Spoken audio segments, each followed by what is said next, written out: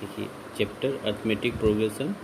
इस arithmetic progression NCERT book में exercise 5.2 का क्वेश्चन नंबर 10 को सॉल्व कर रहे हैं। ये क्वेश्चन देखिए क्या क्वेश्चन क्या है, the 7th term of AP exceed its 10 terms by 7, find the common difference. Common difference find करना है, लेकिन इसका फर्स्ट टर्म भी नहीं है, कॉमन डिफरेंस भी मानना पड़ेगा। तो लेट फर्स्ट टर्म आपका हो गया A एंड कॉमन डिफरेंस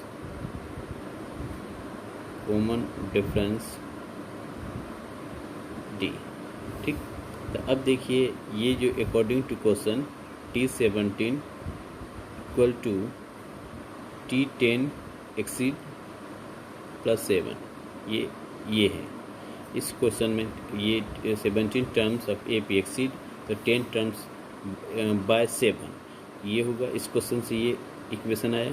अब देखिए ये 17 टर्म जो निकालेंगे, देखिए क्योंकि एनसीईआरटी की बुक आप बना रहे हैं तो यहाँ A का यूज़ करते हैं। ये हो गया, ये चूँकि AN nth term of AP A plus n minus 1 into D। किसी बुक में ये इस फार्मूला का इस तरह से भी लिखा गया है, n माइनस 1 इंटू D। दोनों का मतलब होगा nth टर्म ऑफ AP। तो ये हो गया। अब 17 टर्म ऑफ AP इसको सॉल्व करेंगे तो ये होगा 17 minus 1 into D equal to A plus 10 minus 1 into D plus 7। ये हो जाएगा A plus 16D equal to A plus 9D plus 7। ये कैंसिल, तो 16D minus 9D equal to 7। इसको ऐसे लिखेंगे 7D इक्वल टू 7। तो D इक्वल टू 7/7 कैंसिल 1। तो ये कॉमन डिफरेंस कितना हो गया 1। ये कॉमन डिफरेंस ही फाइंड आउट करना था, तो ये कॉमन डिफरेंस कितना हो गया 1, अर्थात इस क्वेश्चन का आंसर कितना होगा, कॉमन डिफरेंस 1 हो गया। क्वेश्चन समझ में आ गई। अगला क्वेश्चन देखते हैं, क्वेश्चन नंबर 11। देखिए इस क्वेश्चन को आप देखेंगे, ये है विच टर्म ऑफ AP, ये टर्म है, will be 132 more than it's 54 terms. 54 terms. अब देखिए कौन सा टर्म जो है इस AP का जो इससे ये मोर है 132 मोर देन इट्स 54 टर्म्स। देखिए तो इसका सॉल्यूशन क्या होगा, पहले तो ये गिवन फर्स्ट टर्म आपका A जो है वो 3 है और कॉमन डिफरेंस 15 माइनस 3 यानी कि 12। अब देखिए according to question which term, तो nth टर्म या nth term equal to 132 plus A 54। ये 54 का ये मोड है, mode then 132 equal to AN। Which term पूछ रहा है, कौन सा टर्म होगा, तो ये टर्म मान लेते हैं। ठीक है, तो अब देखिए ये हो गया 132 प्लस ये कितना होगा A plus 54 minus 1 into D। तो 132 प्लस A फर्स्ट टर्म आपका कितना है 3, तो 3 प्लस ये होगा 53 और कॉमन डिफरेंस कितना 12। तो 132 प्लस 3 प्लस इसको मल्टीप्लाई कीजिए, ये आपका होगा 636 और सबको ऐड करते हैं तो 135 प्लस 636 ऐड कीजिए तो हो गया 1 7 और ये 7, ये आपका AN हो गया। ठीक है, तो विच टर्म, तो AN टर्म हो गया। विच टर्म मतलब नंबर ऑफ टर्म, देखिए ये होगा A plus n minus 1 into D 771 और 771 और ये हो जाएगा आपका 3 प्लस n माइनस 1 ये 12 इक्वल टू 771। इसको सॉल्व करेंगे तो n minus 1 into 12 equal to 771 minus 3 और ये इसको अगर करेंगे तो कितना होगा आपका 8 6 7, ये n माइनस 1 इंटू 12 तो n माइनस 1, तो 6, 7, 8 में 12 से हम डिवाइड करेंगे।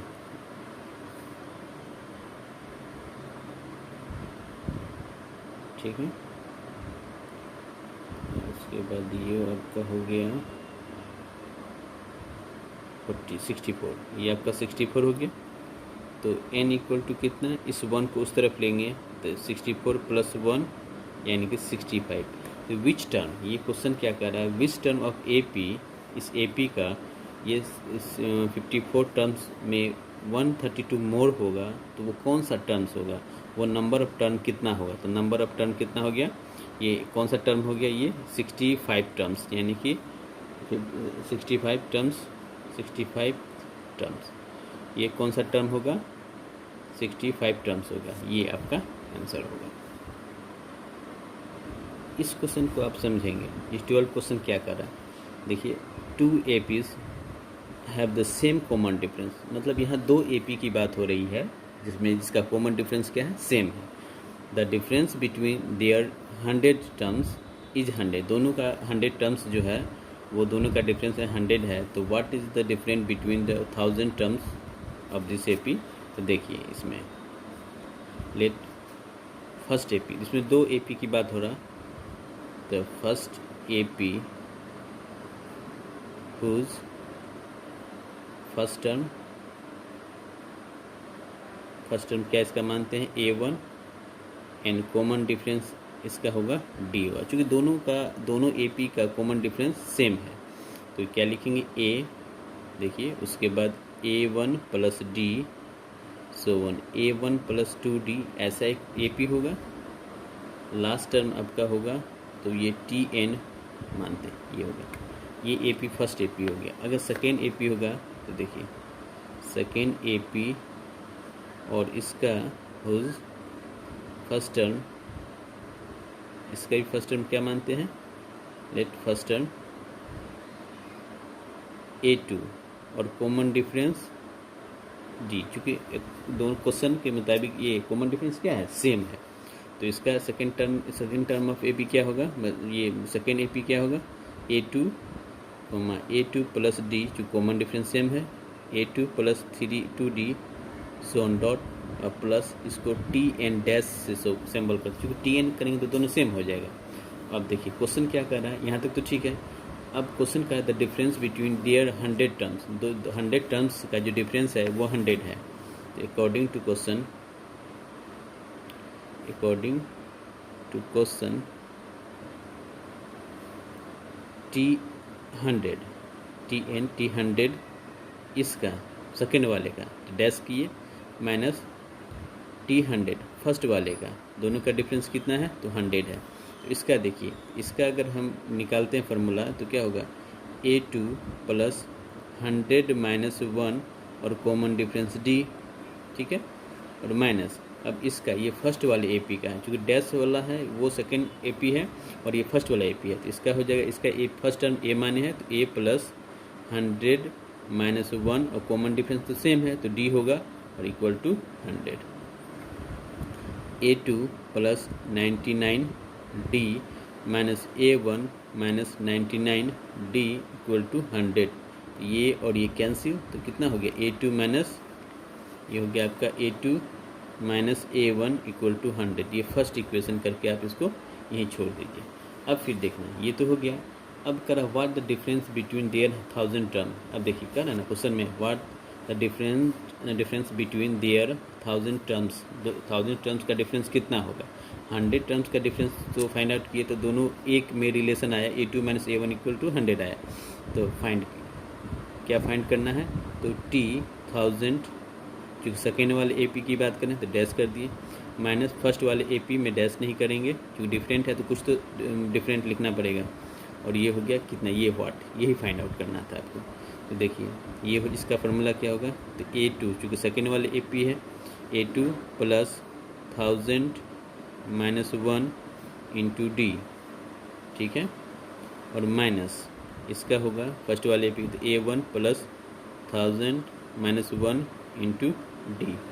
अब ये होगा A2 plus 999D minus A1 -999D, चूँकि ये इसके आगे माइनस है तो दोनों में माइनस आएगा, तो इसलिए ये भी निगेटिव और ये भी निगेटिव। ये देखिए कैंसिल हो गया, तो ये कितना हो गया A2 माइनस A1। और देखिए फ्रॉम फर्स्ट से ये क्या देख रहे हैं, A2 माइनस A1 कितना है 100 है, तो इसका भी 100 होगा। ये आंसर होगा, अर्थात T ये ऐसे भी लिख सकते हैं, difference between there's 1000 term equal to 100। कितना होगा ये 100, ये आंसर।